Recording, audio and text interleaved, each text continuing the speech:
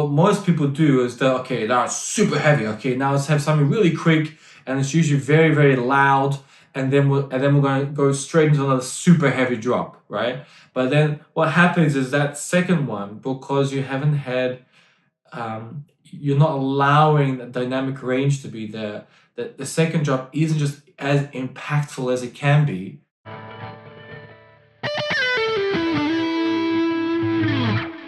We've gain staged well, and now we have room to increase if we want to. Doesn't mean we have to, but we have that little bit extra to deal with. And your front of house, the engineers who are listening to you perform will love you because we have a little bit extra that we can deal with.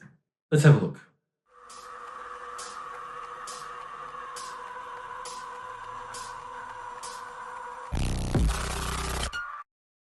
Right off the bat, we're now using your cue points to do quick edits on the music, okay? We're not just having cue points now to select, to switch between a song.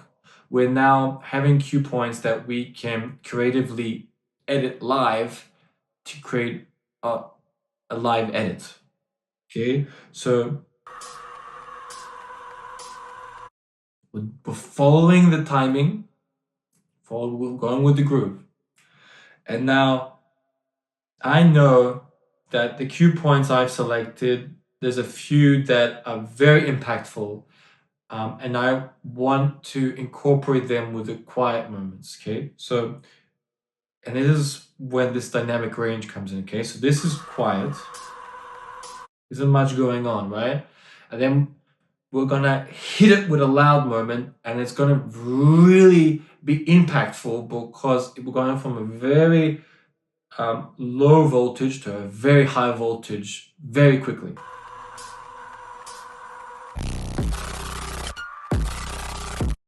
And also we're doing it not 100% on the beat, we're doing it just off to catch you off guard, and then we go straight in for the attack. Like, imagine a snake hunting for its prey, where it's coming in, and instead of it attacking when the prey thinks it's going to attack it, you attack it just a bit earlier.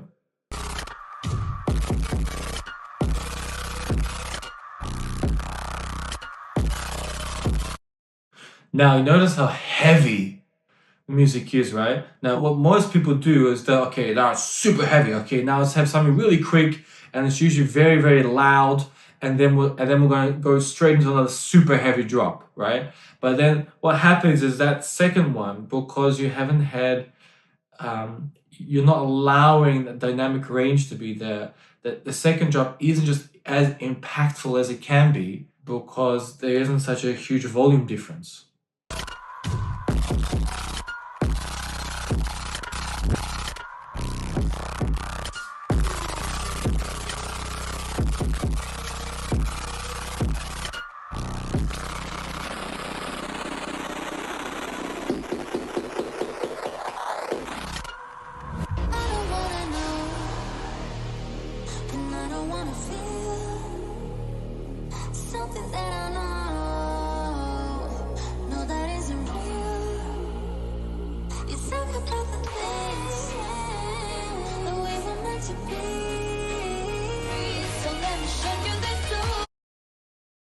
Oh, as you notice, we time traveled there. See a time travel? Yeah.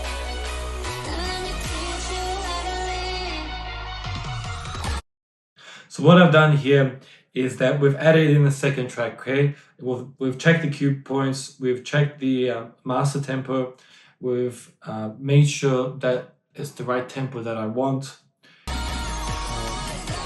Now we're building.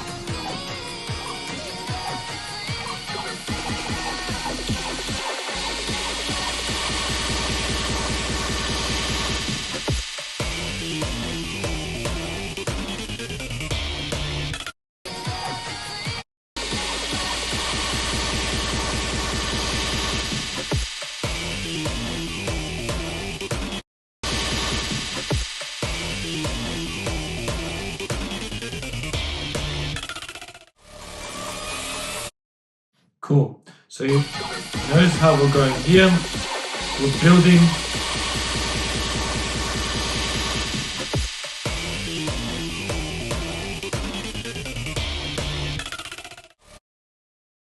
Yeah, because I know that my piece has a good amount of dynamic range in it, and I can increase the volume if need be. It's quite transient and it's quite impactful way that I've engineered it. I know that I can add in a little more volume for the build, and I can add a lot more information. Then when I come in, it's still gonna hit enough because there's space for that low end.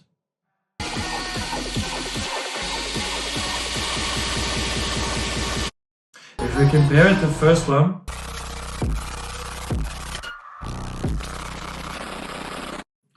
see how it's very heavy in your face. We go to the next one.